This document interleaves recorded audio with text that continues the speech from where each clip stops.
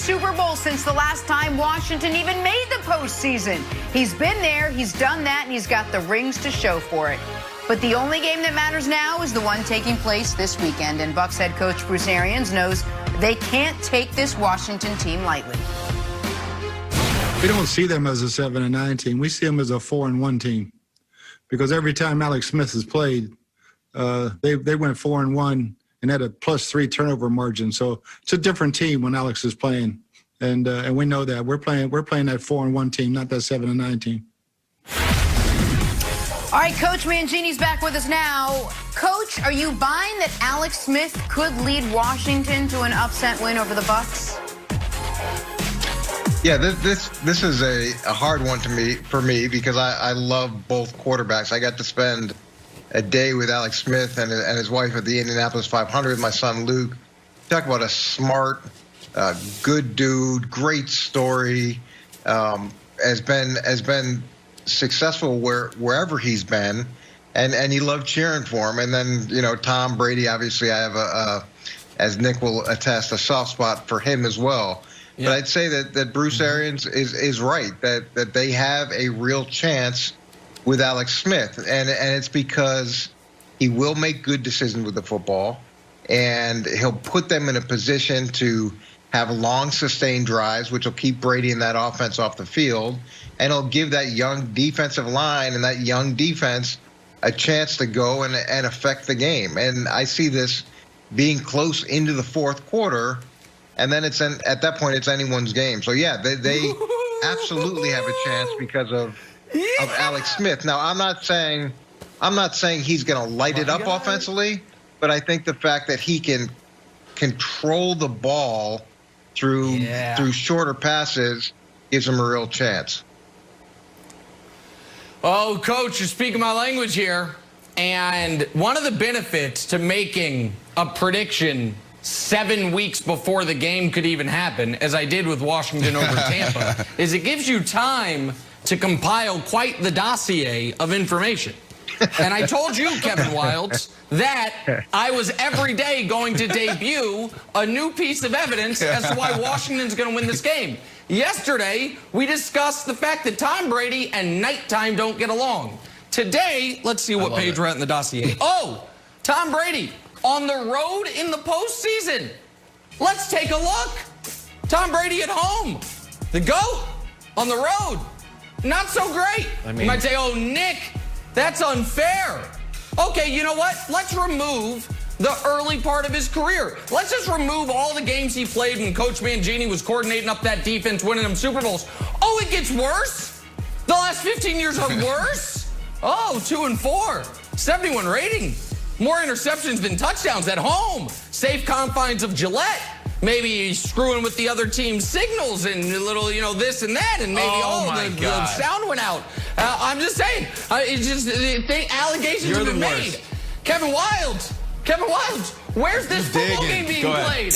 Because I think this football game is being played on the road, where Tom Brady has fewer career road playoff victories than Eli Manning. So I'm just saying, it's maybe possibly another reason Washington is going to win this football game, buddy. What's your issue, Wildes? What say you? Oh, what's my issue? Learned a lot today. Learned a lot today from Nick Wright, and America did too. Tom Brady, not good in the playoffs, Brandon. Who would have thunk it? Because you get those 6 rings at the Canton Hall of Fame gift shop. Get your own little ring and pose for it. No.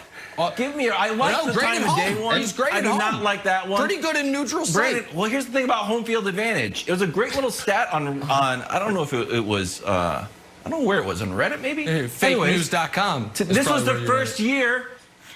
This was the first year away teams won one more game than home teams. There was no home field advantage this year at all. 0. So you can take your home field advantage quotes and throw it in the garbage. I do like the nighttime stuff, though. The nighttime dossier stuff, I am a little bit nervous, Brandon. I still think Tom Brady pulls this out. I don't think Alex Smith has enough firepower. Yeah, I mean, can they? Look, that front seven, that defense, they can get it done. They have the ability to create explosive plays in the run game. So yeah, I mean, they can't upset this team. But I'm concerned, Coach, because when your head coach comes out and say, I'm considering rotating quarterbacks in a playoff game, that's a good then pick. you got to think that something's really going on, and it may be more than they're telling us with Alex Smith's calf, right? Because Alex Smith gives you the best opportunity to win, and if he's not in there, then do you really have a chance?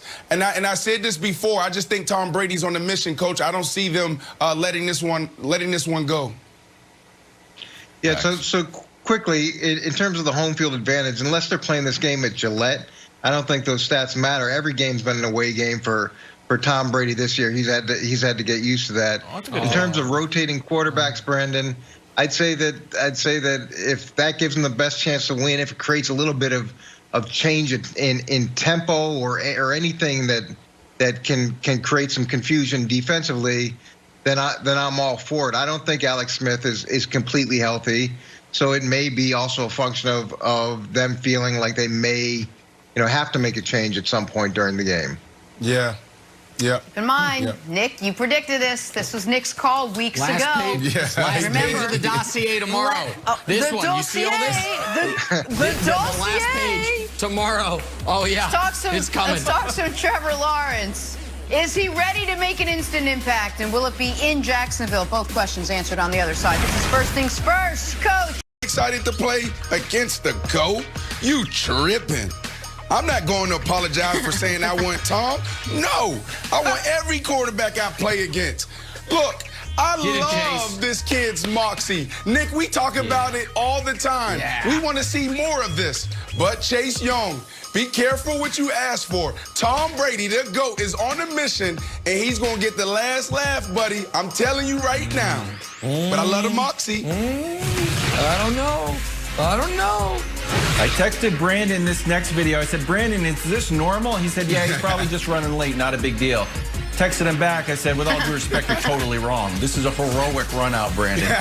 I know a hero when I see one. It's John Wolford running out. Then there's another video, though. Goff is back. This is Goff and the Wolfman taking snaps together. So when I looked at the, I was like, what's the reaction to this? Because, everyone's very excited in the comments. Here are a few of them. Let's go! I thought it was about Goff.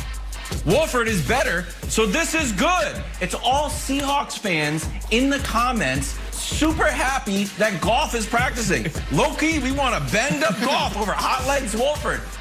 So, look, Nick, we've talked about this. When the other team is happy with your decision, you're making the wrong decision. Granted, we need to boil that down a little bit. But the fact that Seahawks fans are so happy to see Goff practicing is bad news. The Wolfpack is going to howl. Start Wolford.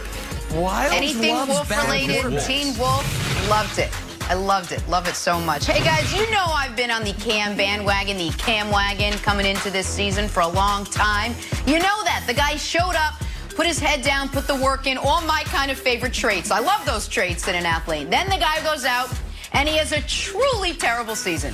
I mean, one of the worst seasons you can have. Which made me laugh when I read the following quote. He comes out yesterday and says, if you're asking me if I want to be a backup, hell no. Backup.